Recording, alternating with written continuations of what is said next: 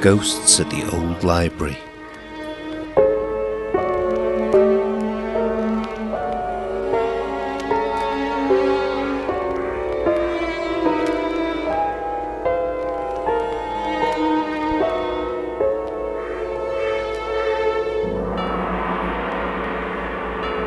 A Holy Trinity, written and read by Crook. I'm always the first one to get here. It's my job to unlock the big front doors and get the kettle on. I've got this little morning ritual. While the kettle boils, I walk around all the rooms and pretend that this is my house, that all these books are mine, and I've actually had time to read them all. The library's quite a bit nicer than my house. It's not got gym in it for starters, though we can often be found just next door at the Bluebell pub. The library's got these Edwardian tiles in the hall and high ceilings with beams like a church, and these 3 giant windows that look out over Cromwell Grove and the swimming baths opposite. I'm so hot today. The boiling kettle doesn't help. My fringe is stuck to my forehead by the time Lisa breezes in at 9, fresh as a daisy in her floaty sundress. She greets me the way she always does. "You right, Ange, me old mucker?"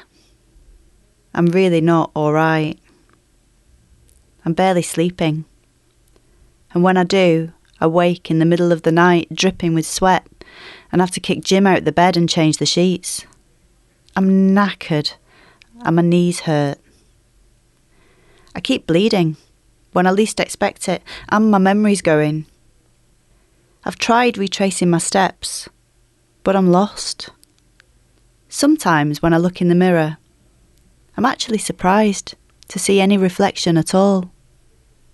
I feel utterly invisible most of the time, and it's terrifying. "I'm fine," I say. "How are you doing? I love that dress."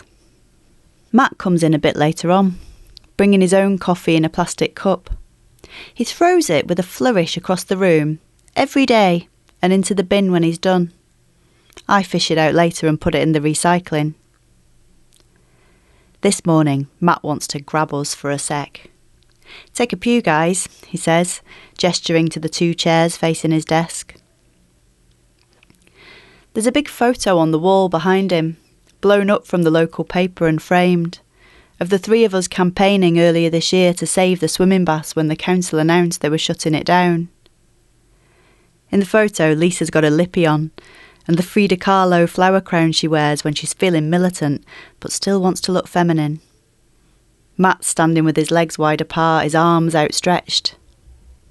And there's me, stood behind them in my grey jumper with my grey face. I'd stayed up all night making the banners were waving. Lisa and I take our pews. I'm not sure whose sweat it is I can smell. "So, it's good news," says Matt. "I heard from the council last week. Levenshulme's getting a new swimming bath. We did it, guys." He reaches under the desk for a bottle of Prosecco, which he skillfully pops before pouring an inch into 3 little plastic cups. "Get in," says Lisa, grabbing hers and knocking it back like it's a shot of tequila, then holding a cup out for more. She winks at me like, "Come on, Ange." "What do you mean?" I ask. "A new swimming baths?" Lisa reaches across to grab the bottle when her top-up isn't forthcoming. "Well, it's like I say, Ange," says Matt, drawing the bottle back towards his side of the desk. "They're going to build a whole new one, state-of-the-art." "But what's going to happen," I say, a bit louder than I mean to the swimming baths we've already got? That gorgeous old building that's been stood over there for 100 years or something?" "Exactly," says Matt, nodding. "They're shutting it down. It might actually happen this week. Eventually, I suppose, they'll knock it down. These old buildings," he says, yawning widely, "take a lot of maintenance, you know. It's actually cheaper to replace them." I look out the window at the baths. I think of all the children, my own included, myself included, who learned to swim there. all that history, all that life. I think of the beautiful tiles under the water, of the sun beating down outside, and how cool the water in the pool must feel. I wonder how safe the library is. I take a sip of Prosecco. It's warm and tastes a bit like sick. "Did you not empty this bin last night, Ange?" says Matt. "It really stinks." My bare legs are sticking to the chair, and I realise the smell of sweat is coming from me. After work, I lock up, say goodbye to Lisa, then stand outside the library and look over at the baths. A car whizzes, much too fast, up Cromwell Grove. Dickheads. The baths is still open. 4 teenage lads are climbing the steps to the entrance, messing about, hitting each other with their swimming bags. A couple of mums squeeze past on their way out, helping each other get their buggies down the steps. A burning heat creeps up from my stomach, into my chest, up across my neck and throat, then into my face, where it blazes behind my eyes. I look down at my feet, dry and crusty in their dusty sandals. Jesus. I'd love to get in the pool right now. To hell with what I'd look like in a swimming costume these days. But I've got to pick up that prescription for my dad, get home and change the litter tray, get our Katie's tea on, drive her to band, drop Jim off at football, put the washing away, remake the bed. I decide I'll get up early tomorrow, sleepless night or not, and swim before work. But the baths is shut when I arrive the next morning. There's a sign on the door announcing that it's now shut for good. I head across the road and put the key in the lock of the library door. It's already open. Shit. I mustn't have locked it last night. I open the door. On the hallway tiles, there's a series of large, wet footprints, like someone had walked in there barefoot after a bath. "Hello?" I call out. No response. I close the door behind me and walk slowly from room to room. "Hello?" The air feels charged. I check the ancient radiator for signs of a leak. Nothing. I look up at the ceiling. There's the usual cracks, but no sign of water. I dry the floor, then spend the hour I would have spent swimming, writing a letter to the council. I ask why, if there's money to build a whole new swimming pool, there isn't money to keep the old baths going, in some way at least. To let it evolve, rather than just letting it rot. Surely there's value, I write, in repair and restoration. What message does it send to our community, especially our elderly residents, when we simply replace valued resources when they become old and tired? "You all right, Ange, me old mucker?" Lisa. She looks at me, her head cocked to one side. I think she really wants to know. "I'm fine," I say, "though I did forget to lock the door last night. You won't tell Matt, will you?" "As if," she says. "Anyway, I'm pretty sure I saw you lock it." "Did you?" I say. "Hell's bells. Sometimes I wonder if I'm going a bit mad." "Oh God, me too," she says. "It's the moon, it's waxing gibbous." Waxy what? In my mind, I see gibbons dancing in and out of the moon's craters, leaping around holding candles and dripping wax everywhere. "Waxing gibbous," she says. "It means it's nearly full."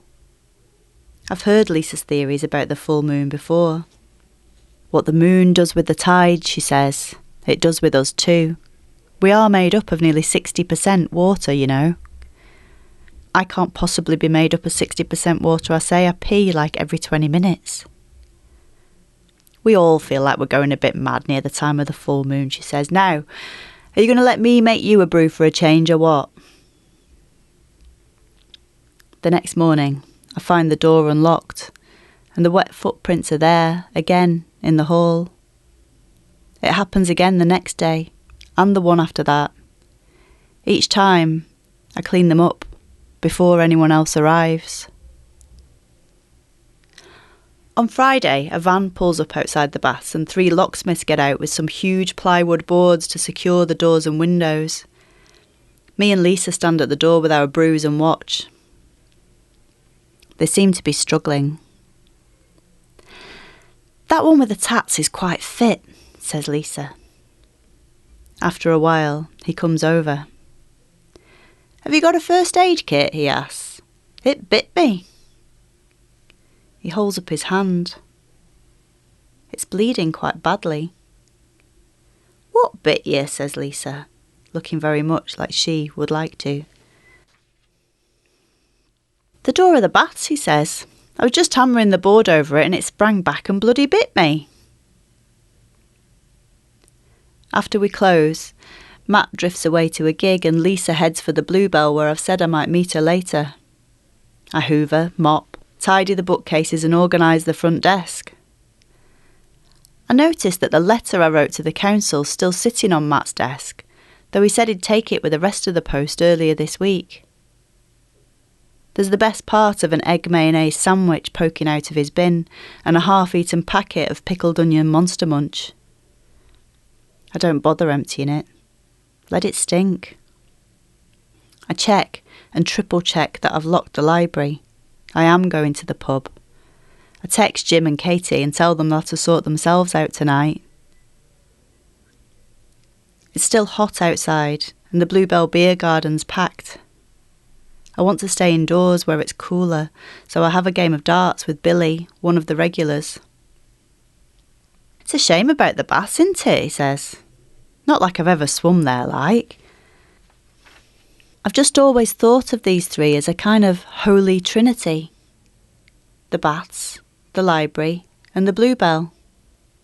Body, mind, and he slams his whiskey chaser down on the table.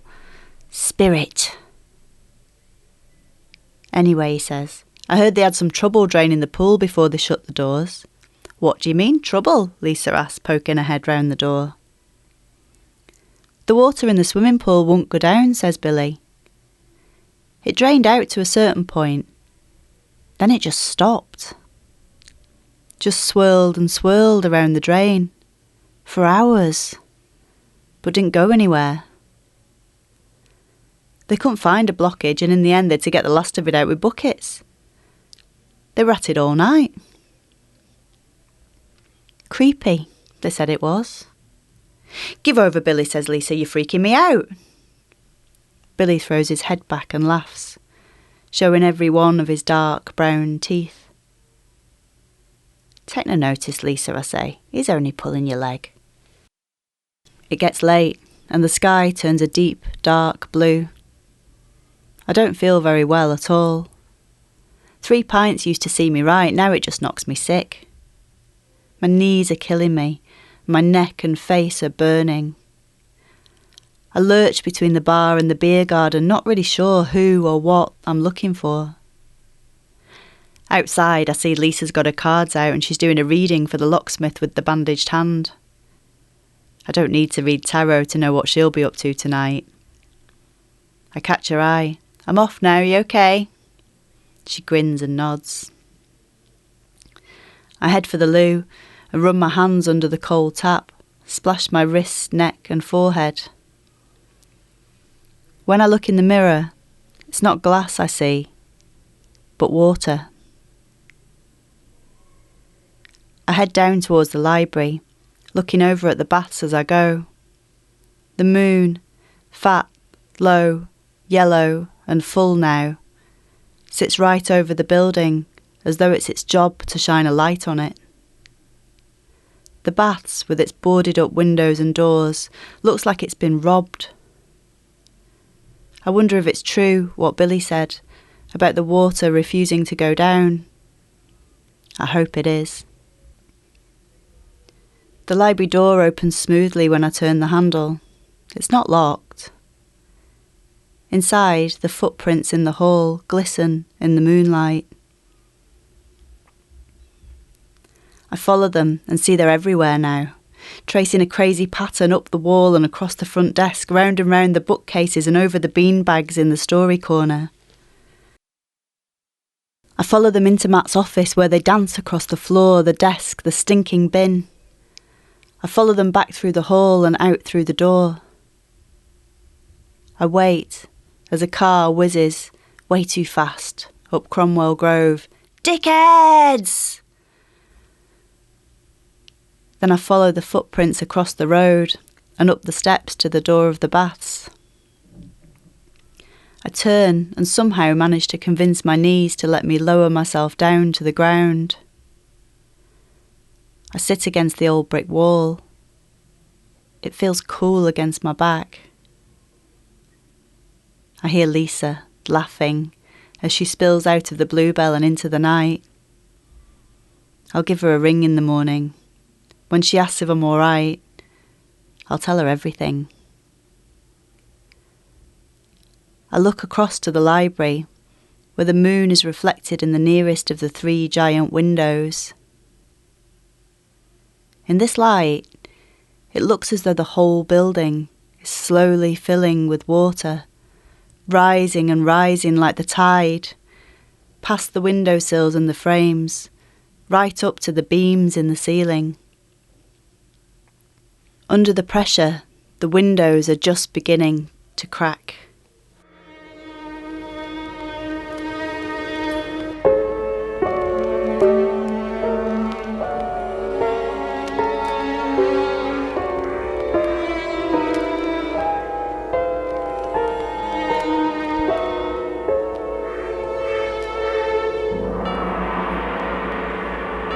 A Holy Trinity was written and read by Marie Crook with music by Oscilloscope.